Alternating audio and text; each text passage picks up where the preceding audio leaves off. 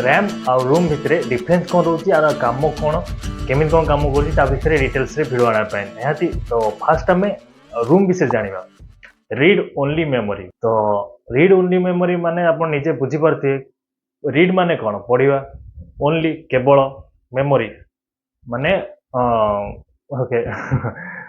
तो केवल पढ़ जी केवल पढ़ी पार काम है रीड ओनली मेमोरी माने कि रूम रो काम माने उदाहरण स्वरूप मुझे गोटे देखी दूसरी फास्ट कहीदे देखो ये रिमोट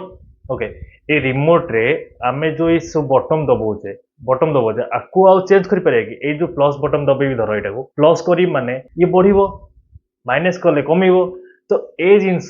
केबे कम माने चेंज कर कि आम रिमोट रे चाहिए चेंज करने चेंज कर कि ना ये रिमोट रे जहाँ अच्छी सेम रहिबो तो से जो काम सेटा होची रूम रो काम बुझिपारे जो काम कि आमे थरे कमांड देदेला पर थरे कोडिंग करदेला पर आउ ताको चेंज करि हबनी से जो काम रहिला सेटा होची रूम रो काम आपण फोन रे आपण जो फोन रे मोबाइल देखुचंती आमे कंप्यूटर जहाँ भी यूज करछे हम इवन गोटे वाशिंग मशीन हो टीवी हो जहाँ भी आपण फ्रीजर हो जो सब जिनस आपण इलेक्ट्रिकल जिनस यूज करछंती सबुतिरे रूम रो व्यवहार हेइथाय बुझिपाले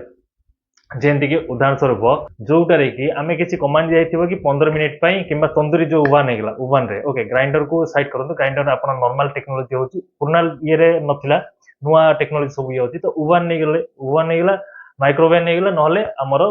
वाशिंग मशीन नहीं गला ताधरे आम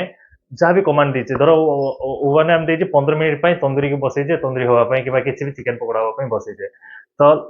10 मिनिट लाइन पड़ेगा पुणी आसला जो सी आउ कौन आ 5 मिनिट चलियार थिला बंद होता किंतु जो लाइन पड़ेगा पुणी आसला तार मन थी ओके रीड तार मन थी कि सी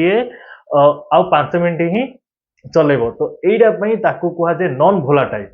ओके नॉन भोला भोला नुह सी ओके किंतु रैम आमर भोला टाइप कौन आपको आगू कहि जो रैम विषय बुझा मन रखु ये क्वेश्चन आसे ओके रूम रोटा नॉन भोला टाइप कहुए तो नॉन भोला टाइप माने सी भूलबनी जहाँ थी कमांड से तार मन रो से बहुत कम एमबी रही था ओके कम एमबी आम कंप्यूटर लैपटॉप रे सब दि जाए जोटा द्वारा कि सी केवल